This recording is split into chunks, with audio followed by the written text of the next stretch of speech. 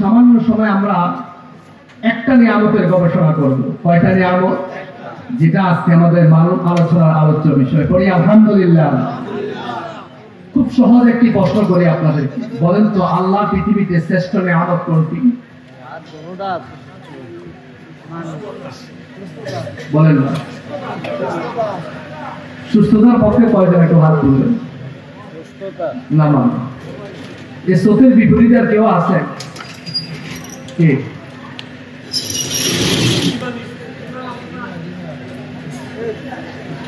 একটু সহজ করে দিব আপনাদেরকে। সবাই বলেন যে নিয়ামতটা থাকলে পৃথিবীর সব নিয়ামত আছে। যে নিয়ামতটা থাকলে ঈমান আছে, কোরআন আছে, নামাজ আছে, বাতাস আছে, আগুন আছে, সব আছে। আর যে নিয়ামতটা না থাকলে পৃথিবীর সব নিয়ামত থাকবে তো কোনো লাভ নাই। এবার বলেন তো সেই নিয়ামতটা কি?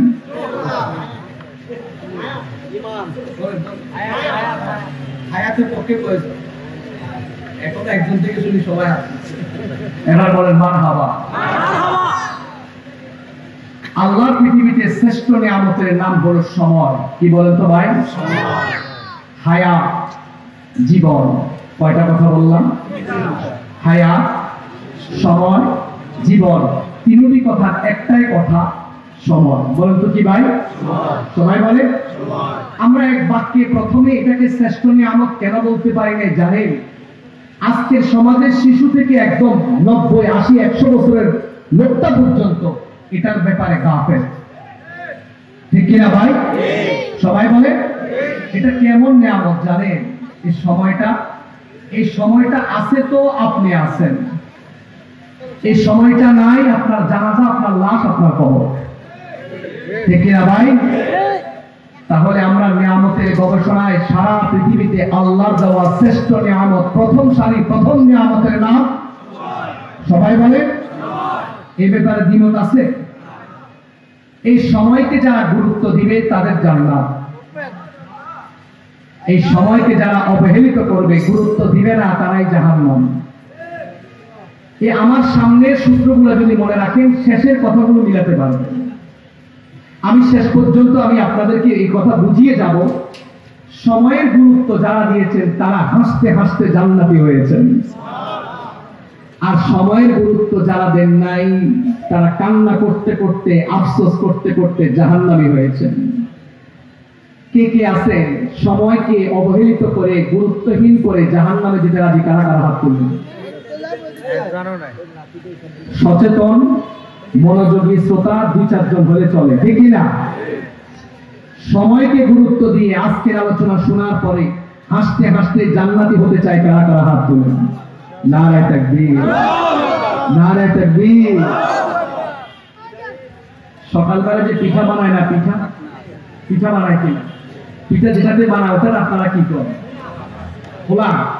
আমি তো একটা জানি, বলতেছি যে ফেনীর ভাষা যদি ভুল হয়।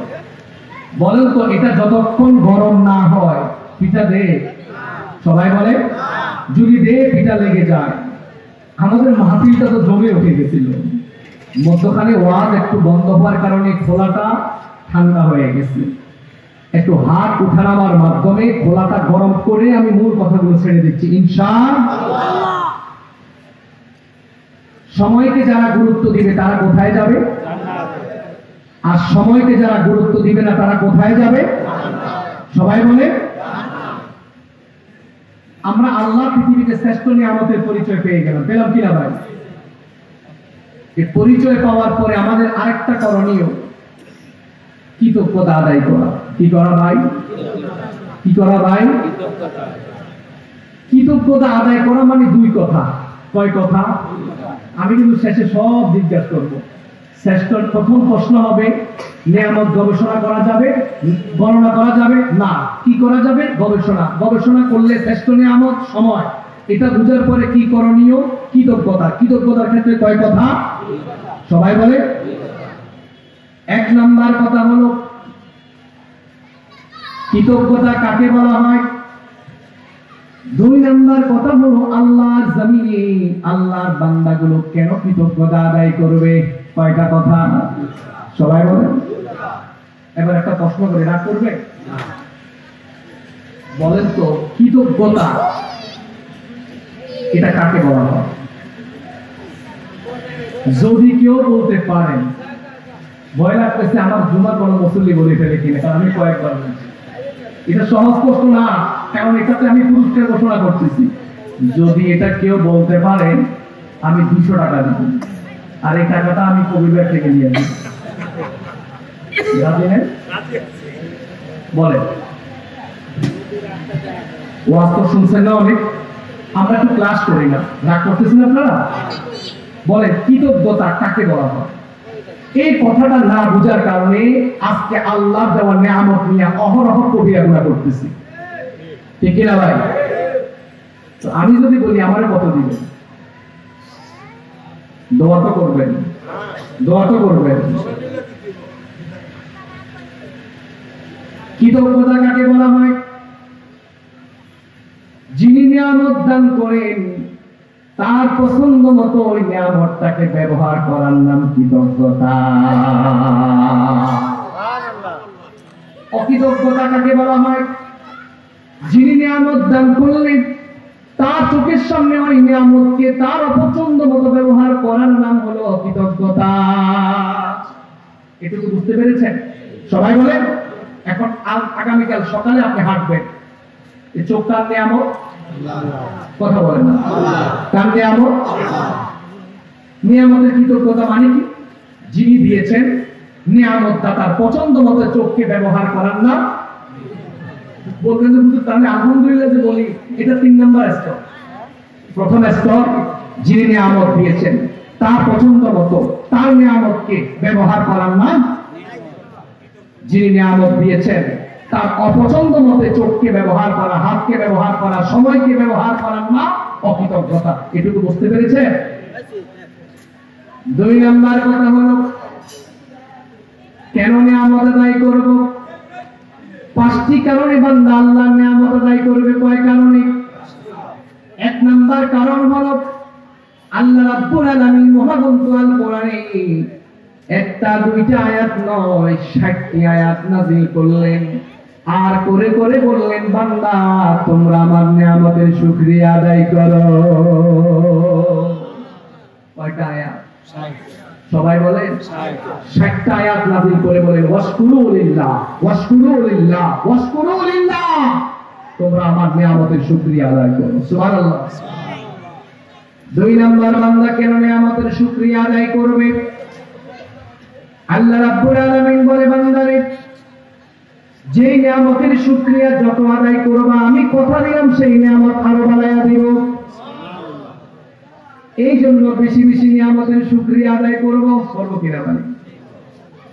3 নাম্বার হলো আল্লাহ রাব্বুল আলামিন বলেন বান্দারে যদি আমার নিয়ামতের শুকরিয়া আদায় না করো, এই শুকরিয়া আদায় না করার কারণে আমি তোমাকে অবশ্যই অবশ্যই আযাব দিয়ে দিব। তাহলে 1 নাম্বার নিয়ামতের শুকরিয়া কেন আদায় করব? আল্লাহ 60টা আয়াত নাযিল করতেন এই জন্য। কেন নিয়ামতের শুকরিয়া আদায় করব? আল্লাহ পাক নিয়ামতের বাড়ায় দিবেন। যদি শুকরিয়া আদায় না করো আমার আযাব, আমার গজব তোমার উপরে আসবে। বলি নাউযুবিল্লাহ। 4 নাম্বার কেন নিয়ামতের শুকরিয়া আদায় করব? শয়তানের চ্যালেঞ্জের মোকাবেলায় বিজয় লাভ করার জন্য নিয়ামতের শুকরিয়া আদায় করব। সুবহানাল্লাহ। কোরআন কারীমের ভিতরে আল্লাহ রাব্বুল আলামিন বলেন সুম্মা লাআতিয়ান্নাহুম মিন বাইনি আইদিহিম ওয়া মিন খালফিহিম ওয়া আন আইমানিহিম ওয়া আন শামাইলিহিম ولا تجد أكثرهم شاكرين سبحان الله শয়তান বলে আমি আমার চক্রান্ত দিয়া আমি আপনার বান্দাদের ডান থেকে বাম থেকে সামনে থেকে পিছন থেকে শুধু চক্রান্তে ফেলে দেব।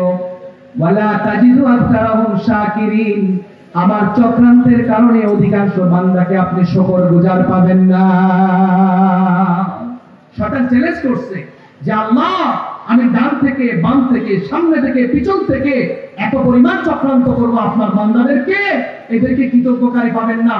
আমরা আজকের মাহফিল থেকে আল্লাহকে কথা দিতে চাই আল্লাহ শয়তানের মোকাবেলায় বেশি বেশি কৃতজ্ঞতা আদায় করবো ইনশাআল্লাহ। 5 নাম্বার, কেন নিয়ামতের শুকরিয়া আদায় করব, এটার পরেই অন্য আলোচনা। আল্লাহর বান্দা পরিচয় দেওয়ার জন্য নিয়ামতের শুকরিয়া আদায় করব। বলবেন হুজুর আমি আল্লাহর বান্দা না হলে কি এখানে আসছি না? একটা উদাহরণ দিলে বুঝতে পারবেন। আপনাদের মা আছে না নাই? সবাই বলে আপনার মা আপনাকে বললো, বাবা তুমি ইব্রাহিমপুর বাজারে অমুক ছেলের সাথে কখনো কথা বলবা না, এটা মায়ের নির্দেশ কিনা? কথা বলেন না, এটা একরকম নির্দেশ। কিন্তু মা আরেক রকমের নির্দেশ দিচ্ছেন, বাবা যদি আমার পেটে তোমাকে ধারণ করে থাকি, যদি আমি তোমাকে আমার দুধ পান করাইয়া থাকি, যদি আমি তোমার মা হয়ে থাকি, তোমাকে আমি বললাম তুমি তার সাথে কথা বলবা না। বলেন তো আগেরটার চাইতে এটা কঠিন কিনা? সবাই বলে। আল্লাহ রাব্বুল আলামিন মহাগ্রন্থ আল কোরআনে বলে, ওয়াশকুরু লিল্লাহ, বান্দা তুমি আমার শুকরিয়া আদায় করো, ইন কুনতুম ইয়াহু তা'বুদুন, যদি তুমি আমার বান্দা হয়ে থাকো, যদি তুমি আমার ইবাদত করে থাকো, যদি তুমি আমার গোলাম হয়ে থাকো, যদি আমার বান্দা হয়ে থাকো রে বান্দা, ওয়াশকুরু লিল্লাহ, তাহলে তুমি আমি আল্লাহর শুকরিয়া আদায় করো। সুবহানাল্লাহ। আমাদের মূল পয়েন্টের আলোচনা শেষ। বলেন তো নিয়ামতের শুকরিয়া কয় কারণে আদায় করব? সবাই বলে। এক, আল্লাহ কোরআনে কারিমে 60টি আয়াত নাযিল করেছেন এই শুকরিয়া আদায় করার জন্য। 2, আল্লাহ বলছেন নিয়ামতের শুকরিয়া আদায় করো, আমি বাড়াইয়া দেব। 3, যদি আদায় না করো আমার আযাব তোমার কাছে আসবে। 4, শয়তানের মোকাবেলায় বিজয় লাভ করার জন্য নিয়ামতের শুকরিয়া আদায় করব। 5, আমি আল্লাহর বান্দা, এটা সত্যায়নের জন্য আমি শুকরিয়া আদায় করব। জোরে বলেন সুবহানাল্লাহ। এটুকু কথা আপনারা বুঝতে পেরেছেন? বলেন কৃতজ্ঞতা কাকে বলা হয়? ভুলে গেছেন? যিনি নিয়ামত দিয়েছেন, নিয়ামত দাতার পছন্দ মতো ওই নিয়ামতকে ব্যবহার করার নাম কৃতজ্ঞতা। সুবহানাল্লাহ বলে। যেমন নারীর দিকে তাকানো হারাম, কথা বলেন হারাম, হারাম। নারীর দিকে তাকানো হারাম, এই নির্দেশটা এটা কি আল্লাহর পছন্দ? সবাই বলে। এই আল্লাহর নিয়ামতকে আল্লাহর অপছন্দ থেকে ফিরাইয়া পছন্দ মতো জায়গায় ব্যবহার করার নাম কৃতজ্ঞতা। সুবহানাল্লাহ বলে। ভাই এতগুলো কথা না বলে আমি সরাসরি সময়ের আলোচনা ঢুকতে পারতাম। কেন বলেছি জানেন? এই জন্য বলেছি সময় কার দান? এই নিয়ামত কার? এটা শ্রেষ্ঠ নিয়ামত কিনা? এবার কৃতজ্ঞতার সংজ্ঞায় চলে যান। এই নিয়ামত কি আল্লাহর মতো ব্যবহার হবে নাকি আপনার মতো? সবাই বলেন আল্লাহর মতো না আপনার মতো? এবার সত্য করে জবাব দেন, সময়টা কি আমরা আল্লাহর মতো ব্যবহার করি?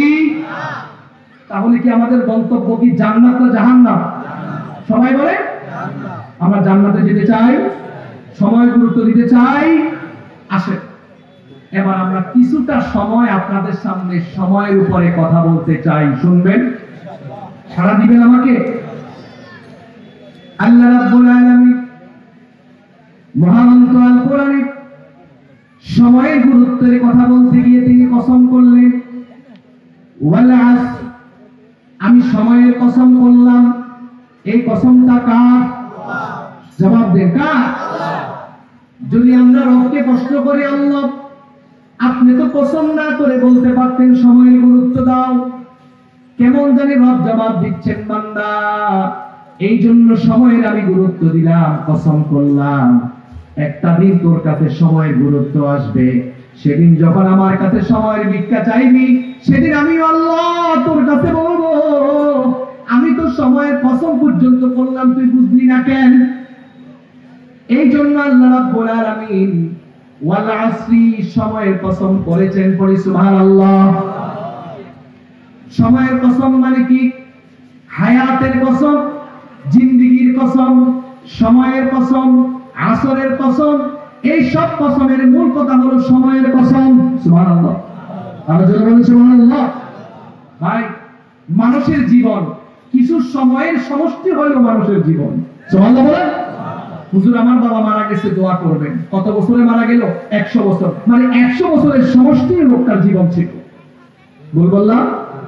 একটু মনোযোগ দেন, আশা করি কিছু নিতে পারবেন। পরে ইনশাআল্লাহ, সবাই বলেন ইনশাআল্লাহ।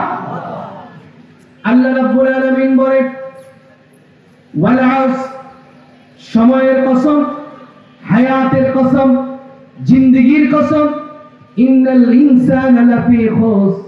এই সময়ের কসম দেওয়ার পরেও যারা আমার দেওয়া নিয়ামতটারে বুঝলো না, ওই সমস্ত মানুষগুলো ক্ষতির মধ্যে নিমজ্জিত আমি আল্লাহ বলে দিলাম। যারা সময়ের অবমূল্যায়ন করবে, সময় অপব্যবহার করবে, দুনিয়া দুনিয়া করতে করতে, ক্ষমতা ক্ষমতা করতে করতে, সম্পদ করতে করতে শুধু সময়টারে নষ্ট করে ফেলল, আল্লাহ রাব্বুল আলামিন বলে আমি রব কথা দিলাম, সময়টা দিলাম আমি আল্লাহ, ব্যয়টা করলাম নেতার জন্য, মানুষের জন্য। তোমার মতো ধ্বংসপ্রাপ্ত বান্দা পৃথিবীতে আর কেউ নেই। ঠিক কিনা? আসরের নামাজের পরে কেন্দ্রীয় মসজিদ থেকে দুই বন্ধু বের হলো। আসর নাই, একটা কয় চলো চা খাবো। দুই বন্ধু হাঁটতে হাঁটতে বের হইয়া, একটা বন্ধু বারবার আকাশের দিকে তাকায়, আর একটা বন্ধু বলে তুমি উপরের দিকে কি দেখো? বন্ধু জবাব দে, আসরের পরে মাগরিবের আগের সময়টা এতটা সংক্ষিপ্ত, দিনের সূর্যটা ডুবে যাচ্ছে, কখন জানি মাগরিবের আজান দিয়া দেয়, এই জন্য আমি বারবার উপরের দিকে তাকাচ্ছি। এমন হয় কিনা ভাই? সবাই বলেন। বন্ধুরা আমার, আসরের পরে মানুষ বারবার মাগরিবের আজানের অপেক্ষা করে। এই সময় সময়টা খুব সংক্ষিপ্ত, কেমন জানি আমার রব, আমার আল্লাহ আসরের কসম করে বুঝালেন রে বান্দা, আসর থেকে মাগরিবের সময়টা যতটুকু দূরত্ব, তার থেকেও খুব সংক্ষিপ্ত জীবন আমি তোরে আল্লাহ দান করলাম। আমার জীবনটা কেমন সংক্ষিপ্ত শোনো। আমার জীবনের আজান হয়ে গেল, আজান বাকি আছে। সবাই কথা বলেন ভাই, আমাদের জীবনে আজান বাকি আছে ভাই। আমাদের জীবনের আজান হয়ে গেল, আমাদের জীবনের বামকালের ইকামত হয়ে গেল। এতটাই সংক্ষিপ্ত জীবন, শুধু একটা সিগন্যাল আসার বাকি। সিগন্যালটা হলো মালাকুল মাউত, আসা মাত্রই জীবন নামক যৌবনটা শেষ হয়ে যাবে। ঠিক কিনা ভাই? ওয়াল আসর, রব কসম করলেন সময়। কেন আমি ওয়াল আসর কেন আল্লাহ কসম করলেন? এর অধীনে অনেকগুলো বক্তব্য আছে যা আজকের মাহফিলে শোনা আপনাদের জন্য ফরজ ছিল। কি ছিল ভাই? কথা বলো না, কি তো কথা বলো না, কি বলেন? কিন্তু আমি ফরজটারে আদায় না করে সামনে আগায় যাচ্ছি, কারণ সামনের কথাগুলো আপনাদের জানা আরো বেশি ফরজ। সুবহানাল্লাহ বলেন। ওয়াল আসর, এই কসমটা করে আল্লাহ আমাদেরকে অতীতকালে নিয়ে যাচ্ছেন। কোথায় নিয়ে যাচ্ছেন? অতীতকালে যারা সময় পেয়েছেন, যারা কবরে, তারা সময় পান নাই। কথা বলেন, পাইছে কিনা? 60, 70, 80 বছর সময় পাইছেন না ভাই? সময় পেয়ে সম্পদের জন্য, বাড়ি গাড়ির জন্য, টাকা পয়সার জন্য, ক্ষমতার জন্য, রাজনীতির জন্য, বন্ধু বান্ধবের জন্য, দুনিয়ার জন্য, হাসির জন্য, হাসি তামাশার জন্য, আমোদ ফুর্তির জন্য যারা সময়কে নষ্ট করেছেন, রব কসম করে আমাদেরকে বলতেছেন তারা কেউ ভালো নাই, সবাই ধ্বংসের মধ্যে পড়ে গেছে। ওয়াল আসর, বান্দারে তুই ধ্বংসের মধ্যে পড়িস না, এখনো সময় তোর উপরে আছে। সুবহানাল্লাহ বলবেন না ভাই? আল্লাহ রাব্বুল আলামিন এই কসমের পর তিনি দ্বিতীয় আয়াতে বললেন ইন্নাল ইনসানা লাফি খুস, নিশ্চয় নিশ্চয় মানুষ ক্ষতির মধ্যে নিমজ্জিত। এটা কার কথা? সবাই বলে কার কথা ভাই? ভাই এই মোবাইলটা দেখতে পাচ্ছেন? কথা বলে না। এটা যদি হারায়া যায়, নষ্ট হয়ে যায়, আগামীকালকে এটার বিপরীতে আরেকটা মোবাইল আনা যাবে কিনা? সবাই বলে। যদি বউ প্রথমটা মারা যায়, আগামী কিছুদিন পরে আরেকটা বিয়ে করে বউ আনা যাবে কিনা? মানে পৃথিবীতে সকল কিছু আসল না হলেও নকল দিয়া চলা যায় কিনা ভাই? আমি আমার ভাইদের কাছে প্রশ্ন করতে চাই, যে সময় অতিবাহিত হচ্ছে ঘড়ির কাঁটায় টিক টিক করে, একটা সময়ের পরিবর্তনে আরেকটা সময় আনা যাবে? জবান করে বলে আনা যাবে ভাই? বিরতিহীন গাড়ি আপনারা দেখছেন, আমি দেখছি। অনেক দূর দূরান্তে মাহফিল করতে গেলে রাত্রে ফিরতে হয়, লেখা থাকে বিরতিহীন গাড়ি, আছে না নাই? বলেন তো কথাটা সত্য না মিথ্যা? সবাই বলে। এই গাড়িটা জ্যামে দাঁড়ায়, কারো ওয়াশরুমের প্রয়োজন হলে দাঁড়ায়, বিরতি দিয়ে খাওয়ার জন্য। মালিক যদি মুত্তাকি হয় নামাজের সুযোগ দেয়। বলেন তো এই কথাটা যে লিখলো সত্য না মিথ্যা? এর বিপরীতে আরেকটা চূড়ান্ত সত্য আছে, তা হলো মানুষের হায়াত, মানুষের সময়, মানুষের জীবন। এটার কোনো বিরতি আছে? এই যে আজকে সময়ের ওয়াজ করতেছি, তাও কি সময় বসে আছে? এই পূর্বে আলোচনার অবস্থা ছিল কতটা স্মুথ, কতটা ঠান্ডা।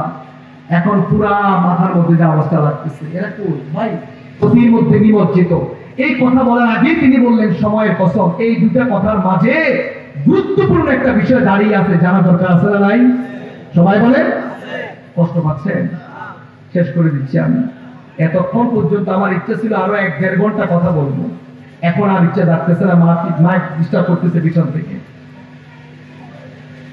ভাই ব্যবসা করতে কি লাগে? মূলধন। আর মূলধনের পাশাপাশি আরো কয়েকটা নাম আছে তো, এটা বলো তো কি ভাই? চালান। তাহলে মূলধন, চালান, তারপরে পুঁজি, তারপরে সম্বল। তাহলে ব্যবসা করতে একটা জিনিস আমরা কয়েক প্রকার নাম দিচ্ছি, মূলধন, পুঁজি, সম্বল, চালান। কয়টা কথা বললাম? এ পুঁজি ছাড়া ব্যবসা করা যায়? সবাই বলেন। বলেন তো সমস্ত ব্যবসায়ী চালান এক? কথা বলেন। কিছু ব্যবসায়ীর চালান এমন, বন্যা আসুক আর ঘূর্ণিঝড় আসুক আর ভূমিকম্প আসুক, নাকে তেল দিয়ে ঘুমায়। ঠিক কিনা ভাই?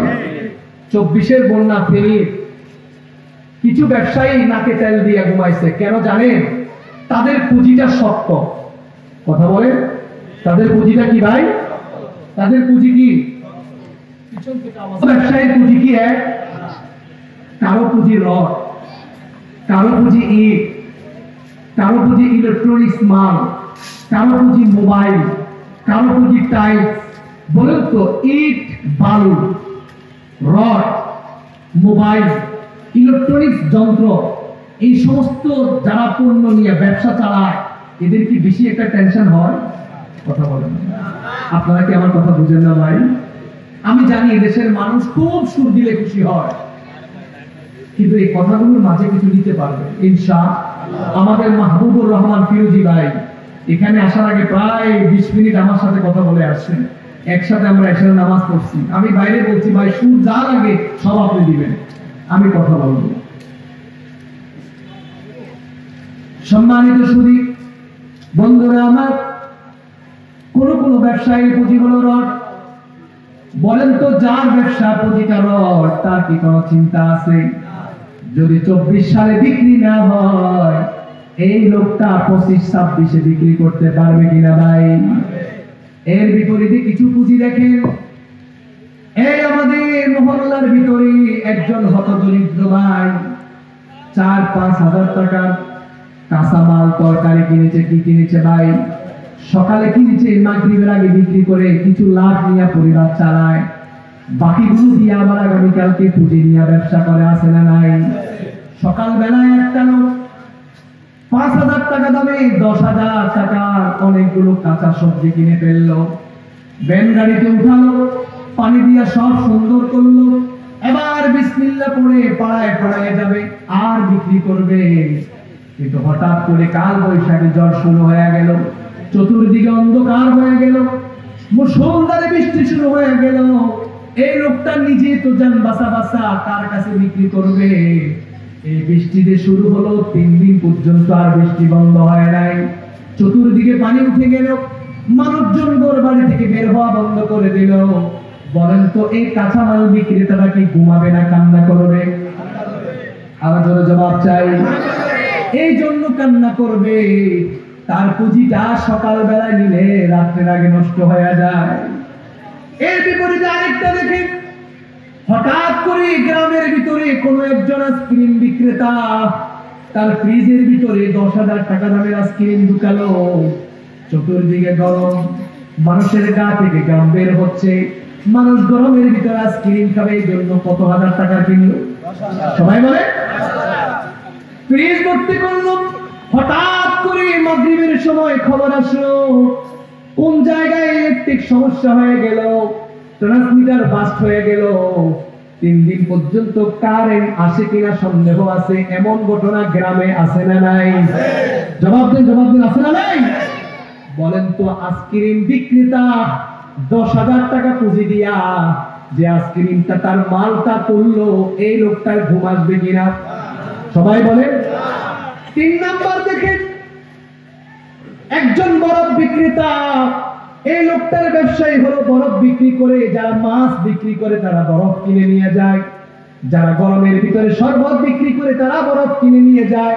এভরিথিং অন্যান্য কাজের জন্য এই বরফ বিক্রেতা থেকে বরফ নিয়ে যায়।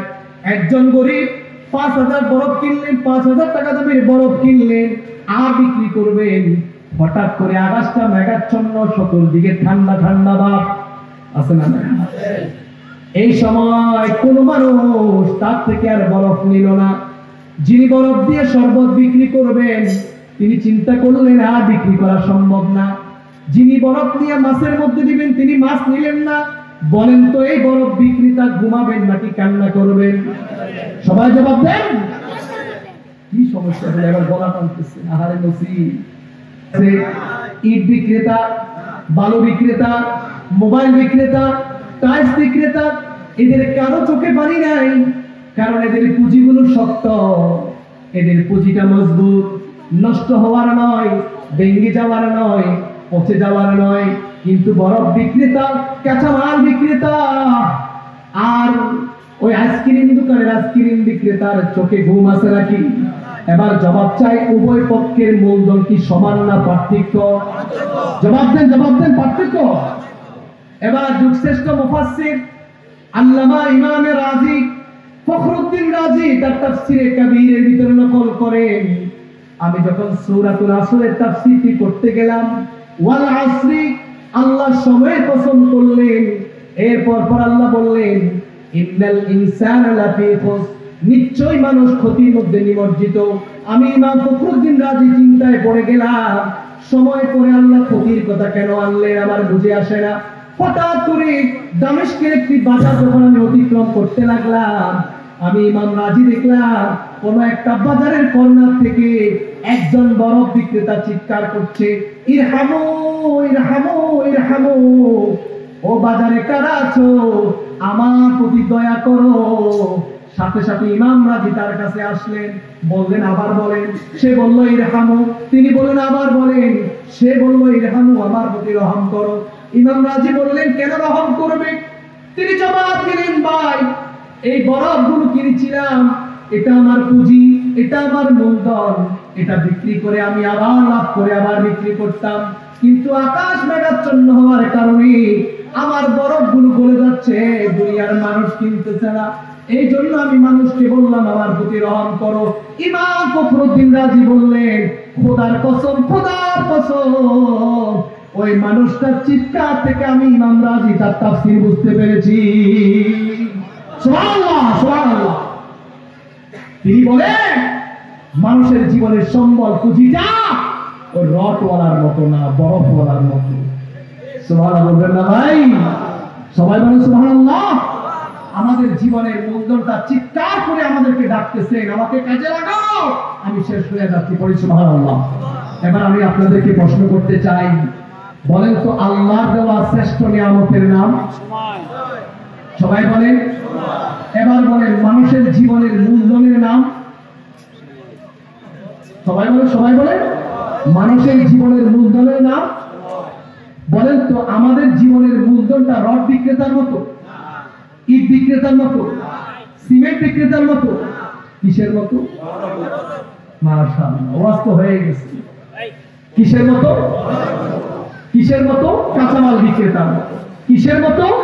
আইসক্রিমের মতো। এটুকুন কথা আপনাদেরকে দিলে ভালোভাবে বিশ্বাস হয়েছে? সবাই বলে কার হয় না, একটু হাত তুলে। আমাদের জীবনের মূলধন সময়টা খোদার কসম বরফের মতো। এটা যার যার বিশ্বাস হয়েছে একটু হাত তুলে দেখা। নারে তাকবীর, হাতটা নামান। বিশ্বাস হয়েছে একটু